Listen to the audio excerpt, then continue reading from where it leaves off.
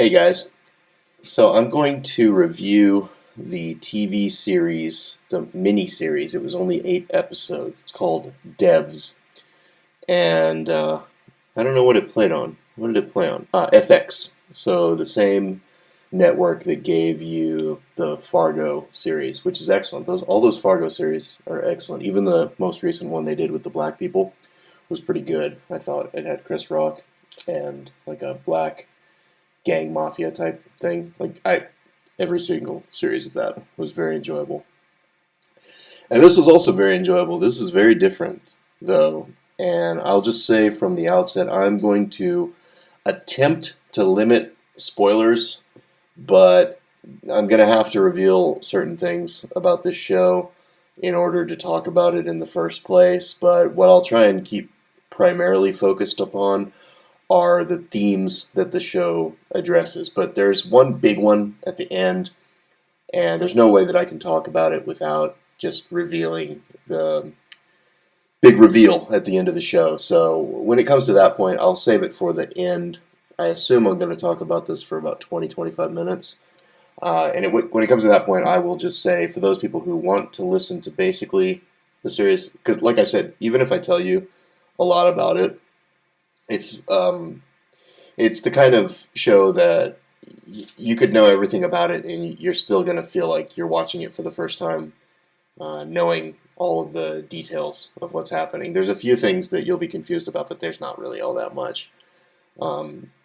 So it touches upon the theme of AI and quantum computers and data collection and the limits of knowledge and what can be done with data, with infinite data per se. And it doesn't really get into the details of like what a quantum computer allegedly is, because I don't even know if quantum computers are real or if they're just something that they say exists because they are attempting to meme this thing into existence. Oh, by the way, I'm going to be using hobo codes and secret words instead of the actual words for things when I talk about certain things, just because I have to, because I plan on uploading this to YouTube. So if I don't talk in code, then it won't make it to YouTube. So just bear with me when you hear me say some strange thing in a strange way. That's why. Just attempting to avoid the bots. So what the story is there's a tech company, and what's the guy's name? Kenneth Offerman, or I forget the guy's name, Offerton, whatever his name is. You'll recognize him, this guy with the beard here. He was in other things that I haven't watched, but apparently he was a really pretty popular guy. And I think he's usually played comedy-type roles, but this is definitely not a comedy whatsoever. And there's really nothing funny at all about this movie. And he plays it really well. I really liked this guy in the role, and I liked most of the people in the role. But he's basically this AI tech giant, and it's not giving anything away to say that he's lost a daughter, and he's sort of an Ahab type character in that he's single-mindedly in pursuit of the resurrection of his daughter, basically. And the movie is firmly atheistic. Everything, the universe that it resides in, and every character and the science behind the movie, all of it is firmly rooted in what the characters believe is an atheistic world. Now, interestingly enough, they get into this big discussion of determinism, and determinism is what fuels the technology in this movie. And the technology is basically, it's a computer that can see things. Okay, let's say I'll say it's a quantum, like a D-Wave type computer, and it can see things that normal computers would not be able to see. And the way that it is able to see these things are it's the result of the collection of massive amounts of data. And basically what is implied is that excuse me, the computer, this particular quantum computer that they have, which is a whole building, has access to all the data in the world. It's what's implied. Now, I don't know how it would get all that data, but that's the implication. And what he's doing is he's trying to resurrect his daughter, and they discuss how this would be possible, and basically what he starts talking about is how everybody in the movie, every single thing that's happened, every action is determined beforehand, because everything that happens is the result of some action that came before it. And nothing happens without a reason. And so there is no free will. Every single person does exactly what he was always determined to do from the very beginning of time. Every single thing that happens was always going to happen. And if you just have enough data, then you will be able to perfectly predict exactly what's going to happen in the future, down to the atomic position of whatever the thing is, right? And that also means that you can look back into the past and see exactly what's happened if only you have the exact amount of data that you need. Now, the film gets into other deeper topics that are, I find them very interesting, but again, they're all atheistic topics. So one of the theories is that everything is determined, and there was a movement, and that first movement occurred, and then everything that has happened beyond that is a result of that first movement. Another of their theories, and I don't know all the philosophical or scientific names for these theories because I don't read those silly atheistic scientists, and it's all an exercise in masturbation, if you ask me. But the other theory is that there are basically, like, I don't know if it's infinite, it doesn't really explain well, but in either infinite possible worlds or at least multiple possible worlds based upon the decisions that are made. And each decision that's made branches off a new world that's unique unto itself, even though it's only slightly different than the world before it. But then as each world continues, it has vastly different consequences because of the branches and the results that occur from the changes to each thing in the world. I know I used a big vocabulary there. So it's like the butterfly effect, right? They don't mention that particular thing, but it's like the butterfly effect. So one small change happens in one world, and then that has massive ripple effects onto the future, resulting in a completely different future where in some future versions there are people who are alive and a completely different life with those people who would have died if the previous decision had not been made. And each decision is just like a split-second decision, right? You can think whatever you want about any of this stuff. It is interesting the way that it is illustrated in the movie and the way that the characters' motivations are displayed.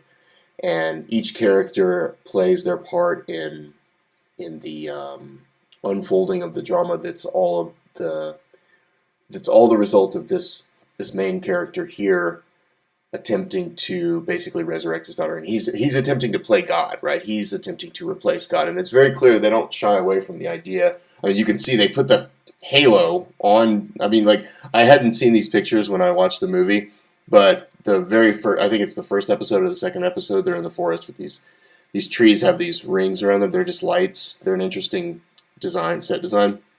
But he specifically stands by this tree with the halo around it, so it makes him look like some sort of an angelic or like an angelic figure, right? Okay. So where do I want to go with this? I don't want to give the whole movie away, but I would say that it is interesting to watch, and it's interesting to watch them play these themes out. And by the time they get to the end of the movie, and you see where it's going, and I won't touch this yet, but ultimately it left me saying, okay. And I actually said this earlier, very early on in the movie when he explained the determinism, is they're sitting there saying that everything that can happen is a result of the thing that came before it. And it's like, well, what does that necessitate? That necessitates a prime mover. That necessitates a God.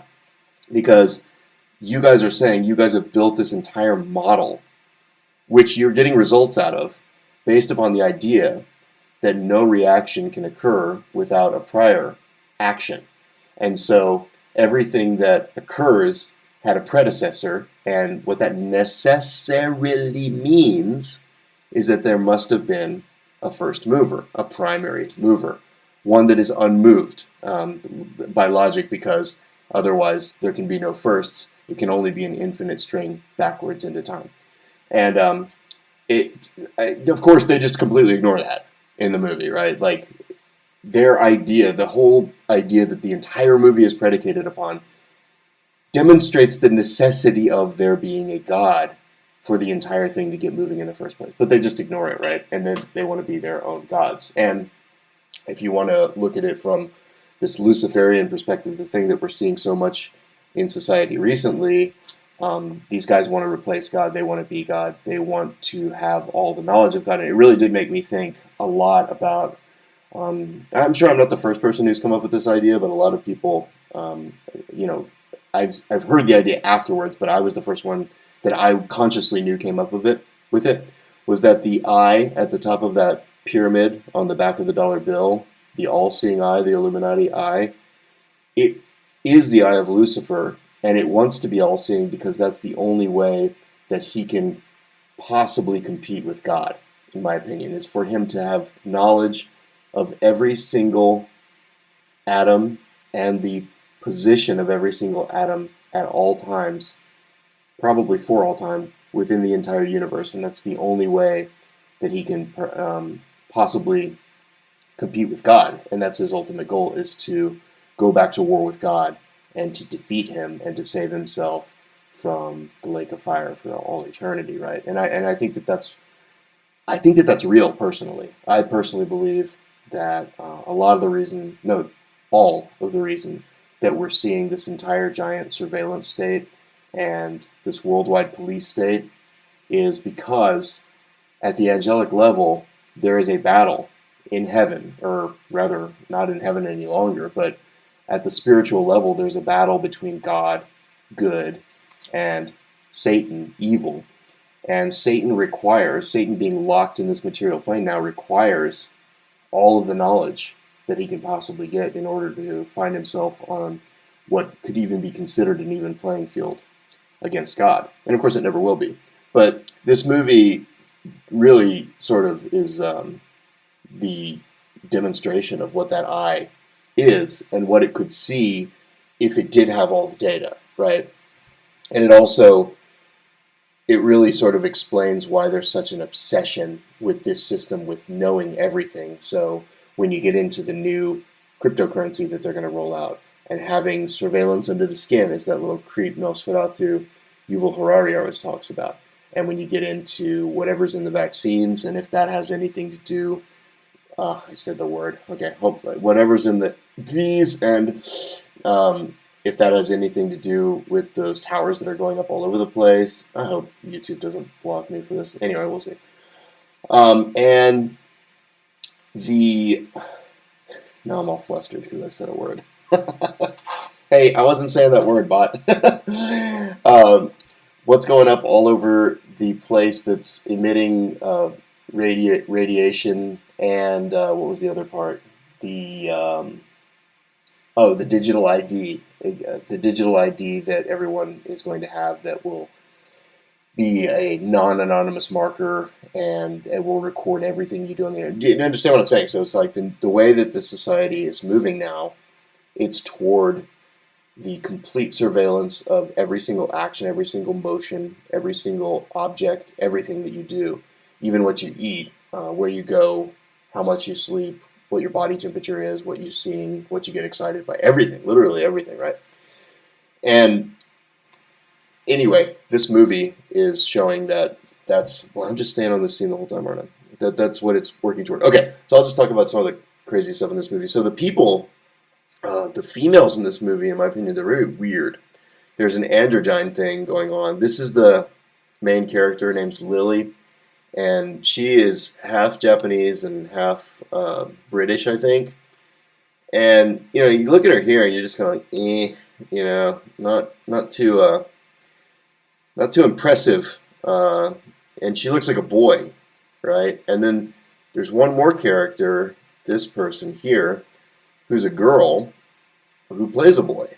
And I thought she was playing a girl who's just like dressed like a boy the whole time, but apparently she's supposed to be an actual boy. I just looked it up, and it's not a trans boy, it's like an actual boy. And so like this is the person in real life. And you can see even like here, she's not super feminine, right? There's a bit more of an androgynous thing going on here, right? This pixie thing. she's going on very much here. Look at that. I mean, it's very androgynous. It could be like a 12-year-old boy with makeup on and earrings, basically, right? And on purpose pixie haircut, etc. Or you could say, I guess, maybe she just finished this movie and that's why. But in the movie, I mean, this is what she looks like. And it took me until like halfway through the episode, and they started calling him he, and I was like, what? Is it trans? But I looked it up, and it's supposed to be a boy, apparently. So there's this really strong androgyny thing going on, and this main character too. But you can see, let me find that picture. You can see she's not, right? Like, so they really worked hard to make her look boy. I don't know, some people are gonna be like, wow, that's a T, but that's not my point right now. I don't know. I haven't done a T investigation on this person. I don't care right now. I'm just saying, like, she doesn't always look like that. And, oh, darn it. She doesn't always look like that, and they, on purpose, clearly worked to make her look more like a boy. As you can see, like, if you saw any of these pictures generally, you wouldn't just be like, that's a guy, right? Like, but here, when you look at her here, you're like, what's going on there? I'm not sure what's going on there. And do I think she'd? No, I don't. She has this little tiny little neck. She has no Adam's A. She has little sloping shoulders. Okay, so she's part Japanese, so that also has something to do with it, with the body shape and stuff. But and then another one is this one. And see, what is this? Why is this guy doing this? I went further to try and figure out what he's got going here, and it's like this giant pants thing. Like, what is this? Why is he dressed like that? I don't understand it. So he's also like one of the main characters in the movie, and he's likable in the movie. When I see him like this, I don't like him. But and this one here, she looks more normal here, but man, in the movie, she looks weird. And you will see exactly what I mean when you watch this. Like, her character in the movie, let me just put her, what was her name, Katie? Oh, jeez, I spelled it wrong. Alright, it works. Her character is so strange. Yeah, you can't really understand from still images how strange her character is. And again, I kind of looked at her to see if she might actually be male, and I don't think she is. I think she's a female. She's got very delicate hands. If you look, her forehead is straight up and down, and she's just weird looking though, man. And when you see this movie, you'll see exactly what I mean. There's a very unsettling, uncanny valley kind of thing going on with her, and then she plays it up by acting like an absolute robot in this thing, right? And the male characters are all pretty normal. I don't see anything too weird about any of them, except that this guy's dressed like this at the debut or something. I don't know what he's doing there. He looked normal in the movie, okay? I don't know why he's doing that. I think he's Jamie in the movie. I'm spelling all these names weird. Yes, I'm spelling all the names weird. As you can see, he just looks normal. He's just like a Chinese guy, like a fashionable Chinese guy. In the movie, but for some reason he insists on wearing this thing. I don't know, maybe one of those humiliation things. Looks like even in the purse. What the? Okay, can I just not look at this? So anyway, this guy, he's the head of security. He plays a really good character as a sort of bad guy character. You've seen this guy in lots of different movies, I guarantee, but you won't know his name. I don't know his name, but he's a pretty well-known character actor, I think. Like I said, you've seen him in lots of movies. So, yeah, here's the guy. Look, he's got a little butterfly and a little gay face here, so. I don't know. I don't know what's going on with this guy. Maybe he's not. Maybe he's just playing a character here. Okay, so, I'll just go back to the series itself. So, the interesting things, some of the interesting things that I found, just the themes themselves are very cool. It's worth watching the whole movie. for the deep thinking aspect of it. And don't be scared away by the idea that it's atheist, because it still touches on tons of issues that are very important today, especially the data issue, surveillance, that kind of issue, people and tech companies and individuals within tech companies being able to see your private business that's either conducted on the internet or IRL. All these things are really strongly touched upon in this film. And so here's the thing that I thought was. I know this is just all over the place because I'm trying. If I gave away spoilers, then it wouldn't be as all over the place. But I'm specifically not giving away spoilers so that you can watch the series and then you can make your own conclusions. And then a lot of the stuff that I'll say here will make a lot more sense as well. So because I'm making a movie review that you can listen to without having watched the movie, I'm going to be vague about certain things. Sorry about that. And it's going to be kind of all over the place. So another interesting thing that I noticed was, so the guy that created this movie was the same guy that created the movie I always say that, Deus Ex, Ex Machina, which is a movie about an android that realizes it's a conscious being, and one of those kind of science fiction movies. And it was a really good movie too. I highly recommend you watch that movie as well. Same kind of theme. And it was interesting because when I first started watching the first episode of this one, I was like, hey, this looks just like Ex Machina. And then I looked it up, and it's, lo and behold, the creator of this is the exact same creator of Ex Machina. I think he also did 28 Days Later or something like that. You can look it up for yourself. And so anyway, you would think that someone who has this high level of understanding of the nature of AI, the nature of data, how that works, who thinks about existential topics like the many worlds theory and string theory, determinism, whether or not there's a God.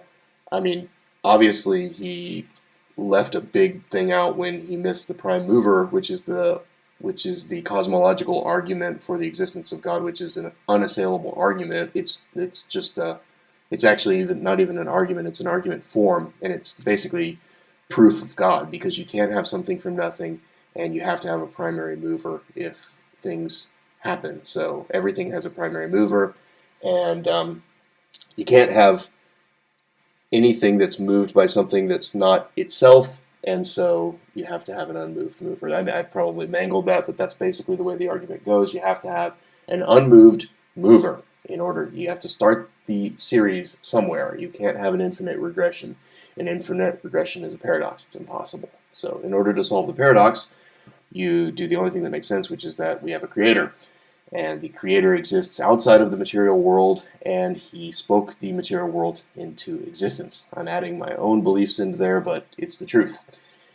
And anyway, my point is that this is a big thinking movie, but here's the interesting part. So they have access to all of this information because of the nature of their D-Wave quantum computer. And it's not D-Wave, it's a quantum computer. And the idea that they have access to all of the information in the world, right? So they're playing God. So because they're playing God, they can see historical events as they happened. And there are a number of historical events. And just from now, I'm going to give away a few spoilers. If you're like a really non-spoiler person, don't listen beyond this point. Go watch the series and come back and listen to the rest of it. But they start talking about events that have happened in the past. And in every single case, it is the most CNN News, mass media, standard narrative, elementary school textbook answer or narrative of events that you could possibly imagine. It's laughable. So they bring up the JFK assassination. Now, anybody who's spent any time looking to any aspect of the JFK assassination knows that whatever happened, now I don't believe anything happened, but whatever happened, it wasn't the thing that they say happened. And in this movie, they just blurt out, oh yeah, Oswald did it. Like, so my personal belief is that the movie's mocking people who believe these narratives, right? Because they're saying, look, we have access to all of the knowledge, all of it. So we can tell you exactly what happened. There can be no spin. This will be an objective, like picture perfect narrative of exactly what happened, right? And then it's just exactly what the media said. And in every case, that's the case. So it's like Marilyn Monroe. They have this scene where they're watching a porno, basically, with Marilyn Monroe having sex with Arthur Miller. Now, I'm not going to say what I think about Marilyn Monroe and Marilyn Monroe's very, very large hands, but let's just say, I don't think that narrative went down anything like what we're told. And that one's the same. Arthur Miller and her having sex is the same. They talk about dinosaurs. They show the Earth as the way that you would imagine that they would, anything on TV would show it. They show it at the beginning of time. And they show like Pangea, where there's all this ocean because all the continents hadn't moved together yet on the globe. They do the narrative of space, of course, and they do the narrative of billions and billions of years of evolution. It happened exactly that way. They show these cavemen, and it was 30,000 years ago, and they were drawing cave paintings, and they looked like cavemen, and they were living in their caves with their like every single thing is as standard a narrative as you could possibly imagine. It's like the most basic bitch, boring story about history because it's exactly what your 6th grade textbook tells you about literally everything. And so like you have access to all of the knowledge down to the atomic position of every atom throughout time, going all the way back to the beginning of time, and you get the same narrative that CNN gave you. Like, really? It was pretty dumb. Pretty dumb, in my opinion. But I also kind of think it's like, it's more like it's there for people who are really smart. And I don't know if it's a wink and a nod, but then sometimes I go back and forth and I wonder, I'm like, are people who really are atheists, are they really this dumb? It's definitely possible. It's definitely possible that people who are atheists are like, yes, that's the standard narrative. I believe that.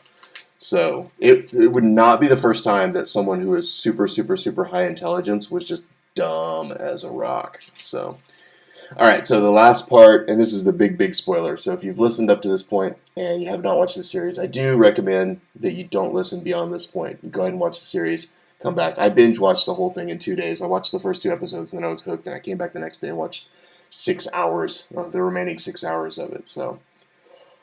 So in the end, what happens is the Lily character, this one, the guy in the dress, where's a picture of her? Okay, she is like, turns out to be, they're saying that everything's completely determined and that she is the anomaly, basically, that has to do this thing.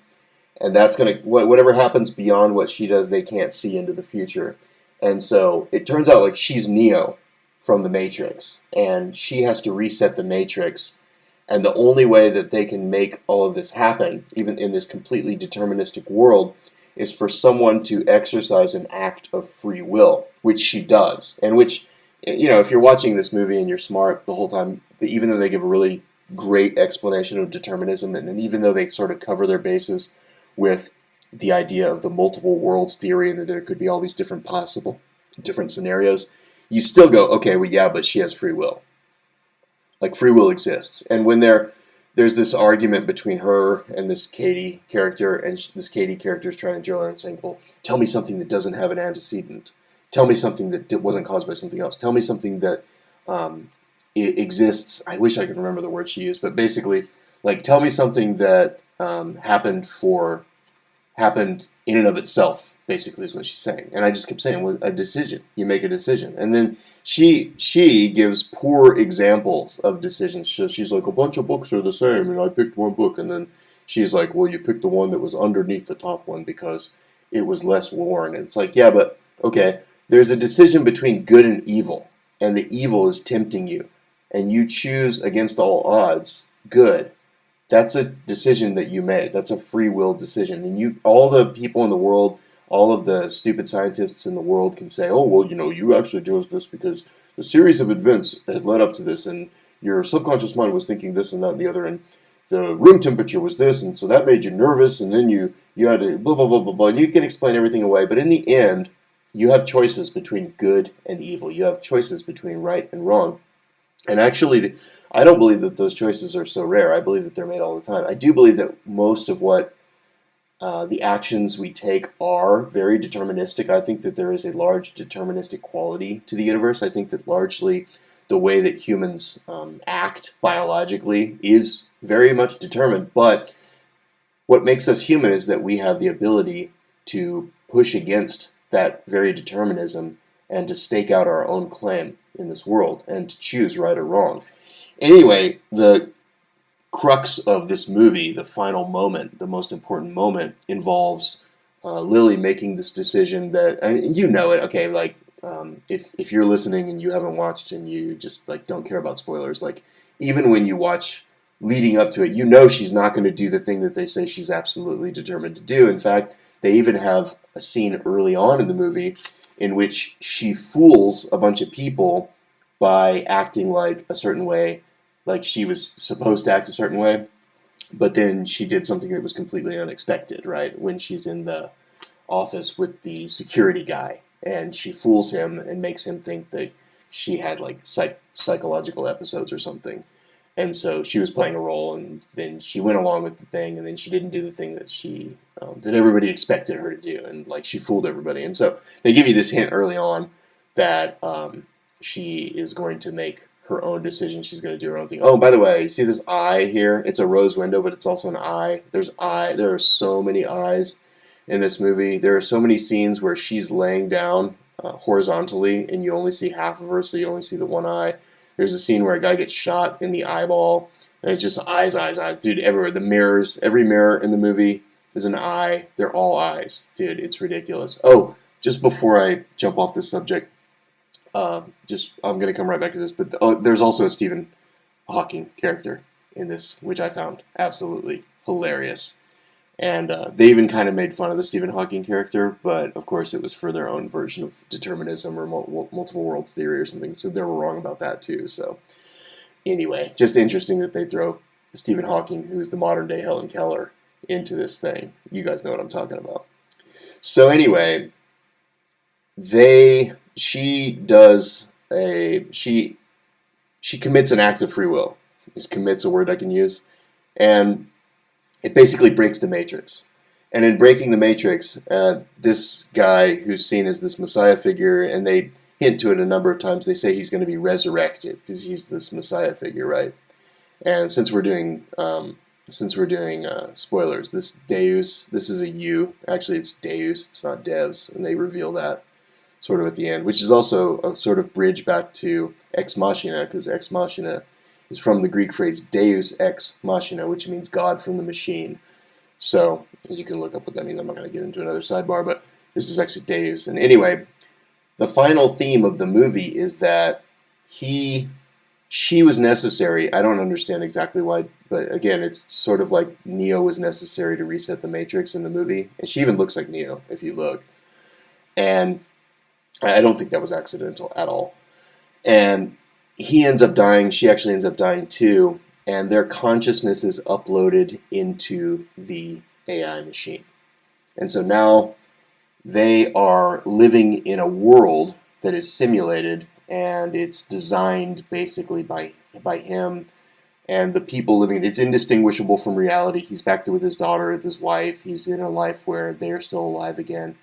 He's calling it paradise. I'm like, well, what happens when you need to age and die? Like, you're stuck in this machine. Or what happens when the machine breaks? Or, it's like there's all sorts of terrible things that can happen. And of course, this kind of movie, they're not going to show you the horror. Black Mirror will show you the horror, but this kind of movie will show you like the warm and sunny side of the thing and how wonderful everything is. Even though in real life, like a bunch of people got killed because of this guy's absolute obsession with getting to the point that he's in now, including himself. He also gets killed. But if you really look at it from the right perspective, it's a terrible, terrible idea. It's a terrible thing that he does. And he's trapped in this machine too. And he even mentions that there are other versions of himself which are living in hell within the same machine. But just the particular version that he and she happen to talk in, that's the lucky version where he's happy. And he's like, oh, you're in paradise. And it's like, no, she's not. She's just back in her life a few days earlier, and she'll still have to like work and live and have a life just like everybody else. It's no more paradisical than what it was before, except that because of your actions, a whole bunch of people in her life got killed. So, yeah, anyway, it's an interesting movie. It's really well worth watching. I think I probably at one point, not right away, it wasn't that good that I'm going to watch it right away again, but I would like to go back and watch it again and sort of take notes at a lot of the other stuff that I may have missed. I bet there's a lot of little things that I missed in it. But if you want something that will stimulate your mind and brings you into really interesting territory like that, I definitely recommend it. And if somebody really knows a lot about the Matrix and wants to watch this with that idea in mind, because I think she's Neo. I think she's supposed to be that, and I would have to think about it harder. Matt from Quantum of Conscience could probably totally figure this out. But yeah, anyway, pretty cool, and I recommend it. I just don't like seeing this fucking guy dressed in these stupid dress pants things. So, all right, that's it. You guys